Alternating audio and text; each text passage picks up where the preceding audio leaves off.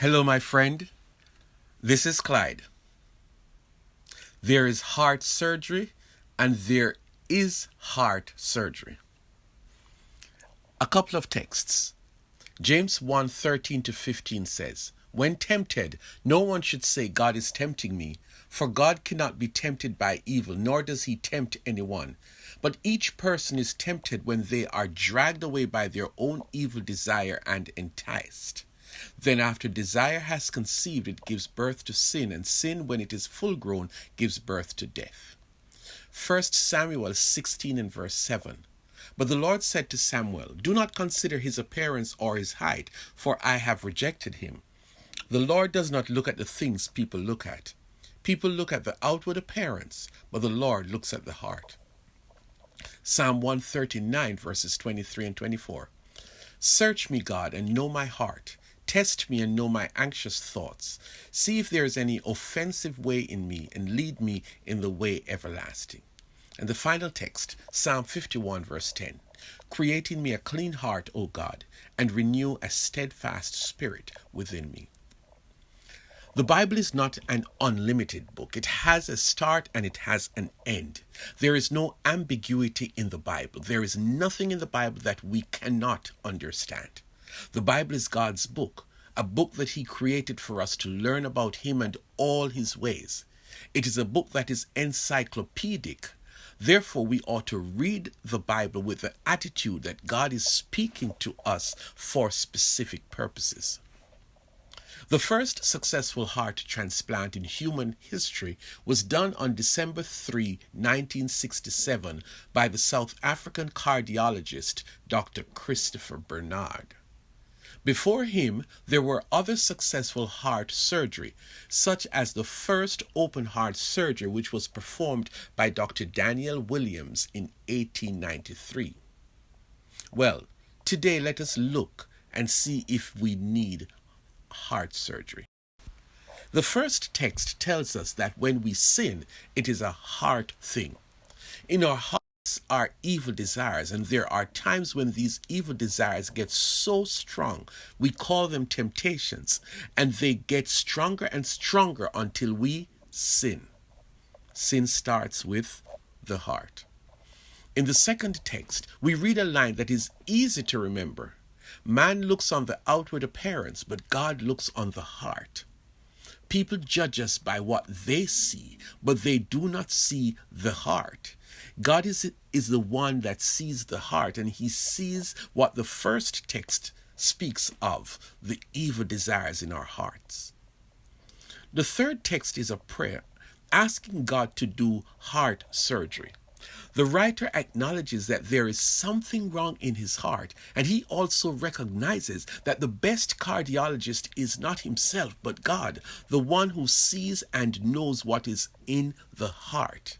So the writer comes to an appointment with the heart surgeon, God, and he asks the surgeon to do a heart exploration, search my heart and find every trace of evil desires, the big lump of sinfulness and the microscopic sign of evil desires. This surgical procedure must only stop when you, God, have caught everything. When you're done, I want to end up with a clean heart. Which takes us into the final text. David had committed the sin of adultery by sleeping with someone else's wife, and then in an effort to cover it up, he had the woman's husband killed and rushed to marry the widow because she was pregnant from the adulterous act. Sometime later, God sent the prophet Nathan to tell David that God knows about the adulterous act that he committed. Let us just camp out here for a moment. Why was God displeased with what David had done?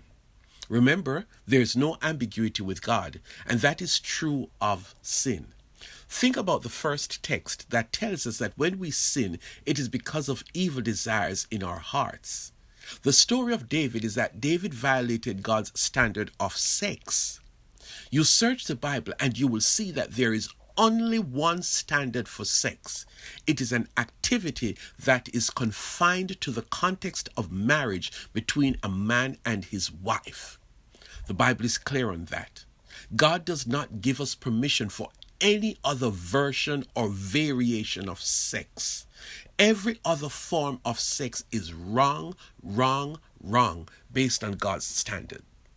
When any other version of sex occurs, it is because of, you got it, the evil desires of a person's heart. The same goes for any other sin: lying, stealing, character assassination, murder, gambling, idolatry, hatred, and so on.